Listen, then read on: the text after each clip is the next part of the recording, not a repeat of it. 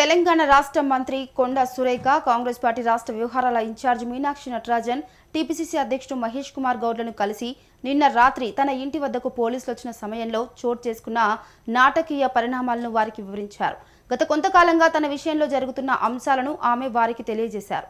భేటీ అనంతరం ఆమె మీడియా ప్రతినిధులతో మాట్లాడుతూ తన సమస్యను పరిష్కరించడానికి పార్టీ పెద్దలు హామీ ఇచ్చారని తెలిపారు. వారు ఈ విషయాన్ని పరిష్కరిస్తామని చెప్పారని, కాబట్టి మిగిలిన విషయాలను వారే చూసుకుంటారనే నమ్మకంతో ఉన్నానని చెప్పారు. ఇక్కడికి రావడం జరిగింది. వారి దగ్గరికి వచ్చి నేను నా యొక్క ఆలోచనలు మరి నాకున్నటువంటి ఇబ్బందులు వారితోటి షేర్ చేసుకోవడం జరిగింది. వారందరూ కూడా కూర్చొని మాట్లాడి దీనికి ఒక సొల్యూషన్ తీసుకొస్తామని చెప్పారు. అది వాళ్ళకు వదిలేసి నేను వాళ్ళకి చెప్పాల్సింది చెప్పి వాళ్ళకే అప్పచెప్పి ఈరోజు ఏది నిర్ణయం తీసుకున్నా కూడా వాళ్ళు ఇచ్చిన ఆదేశాల మేరకు నేను ముందుకు పోతానని తెలియజేస్తాను.